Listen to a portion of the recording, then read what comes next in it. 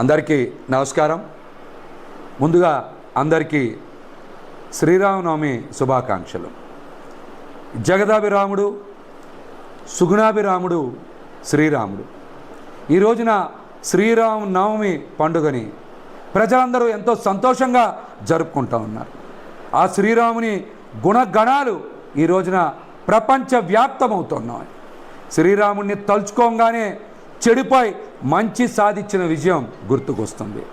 రాక్షస గణం ఎంతమంది ఉన్నా ఆ రావణాసురుణ్ణి మరణాన్నించి తప్పించలేరనేటువంటి ఒక పాఠం మనకి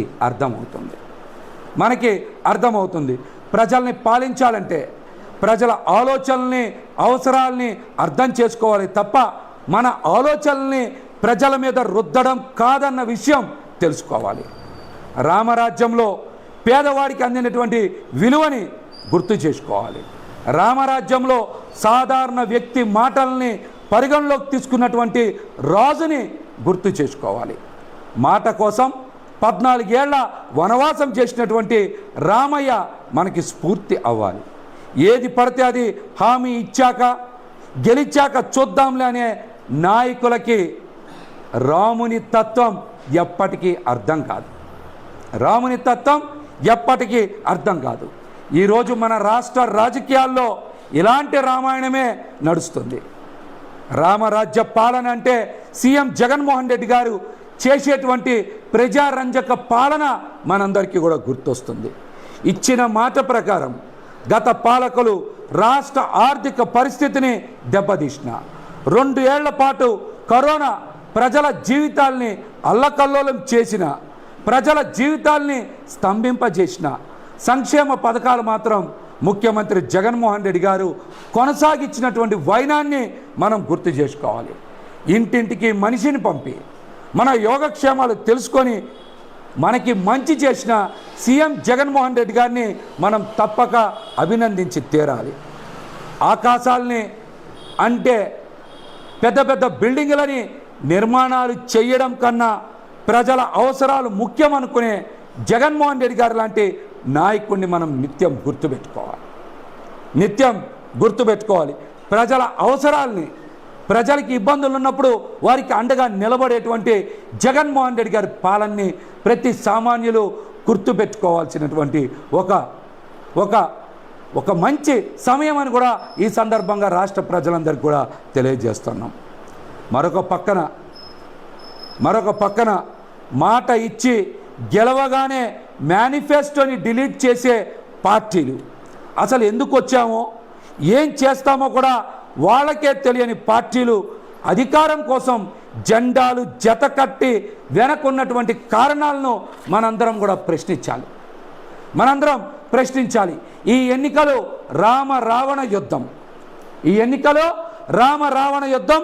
ప్రజలకు సంక్షేమం అందించేటువంటి జగన్మోహన్ రెడ్డి గారి మీద ఏడ్చే పెత్తందారుల కూటమి చంద్రబాబు నాయుడు గారి ఏడుపుని ప్రతి ఒక్కరు కూడా గుర్తించాలి. పేద ప్రజల పక్షాన నిలబడేటువంటి జగన్మోహన్ రెడ్డి గారికి, పెత్తందారుల పక్షాన నిలబడేటువంటి చంద్రబాబు నాయుడు గారికి మధ్య జరిగే యుద్ధం.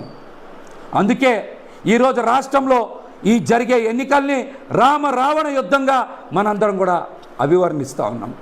ప్రజల అవసరాలను గుర్తించే నాయకుడికి, ప్రజల్ని పీల్చి పిప్పి చేసే పెత్తందారి వర్గాలకి మధ్య జరిగేటువంటి యుద్ధం ఇది.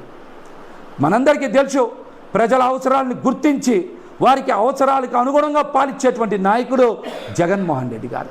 పెత్తందారుల పక్షాన్ని నిలబడి ప్రజల జీవితాల్ని పీల్చి పిప్పి చేసే చంద్రబాబు నాయుడు గారి కూటమికి మధ్య జరిగేటువంటి ఈ యుద్ధంలో ప్రజలు గెలవాలంటే ఖచ్చితంగా జగన్మోహన్ రెడ్డి గారిని గెలిపించి తీరాలని కూడా ఈ సందర్భంగా విజ్ఞప్తి చేస్తూ ఉన్నాం.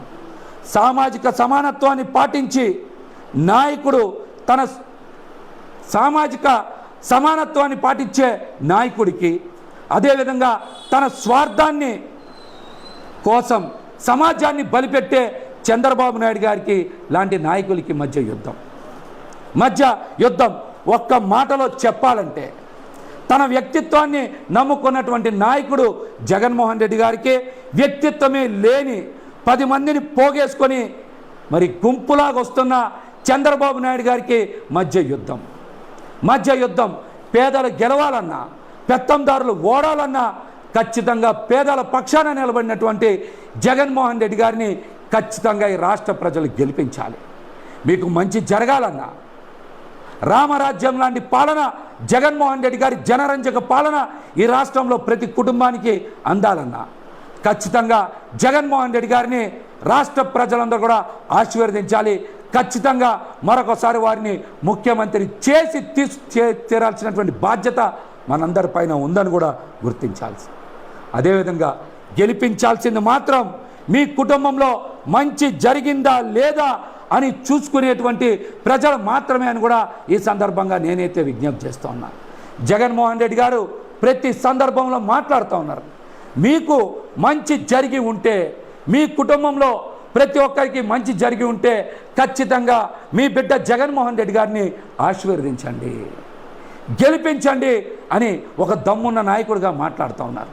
కాబట్టి రాష్ట్ర ప్రజలందరూ కూడా ఖచ్చితంగా జగన్మోహన్ రెడ్డి గారు చేసినటువంటి మంచిని, మేలుని, ఆయన అమలు చేసినటువంటి సంక్షేమ పథకాలని ప్రతి ఒక్కరు కూడా గుర్తుంచుకొని మరొక మారు ఈ పండగ రోజున రామరాజ్య పాలన అంటే జగన్మోహన్ రెడ్డి గారు అందించేటువంటి జనరంజక పాలనే అని మనందరం కూడా గుర్తు చేసుకొని జగన్మోహన్ రెడ్డి గారిని గెలిపించాలని కూడా అందరికీ విజ్ఞప్తి చేస్తూ మరొకసారి శ్రీరామనవమి శుభాకాంక్షలు తెలియజేస్తున్నాను.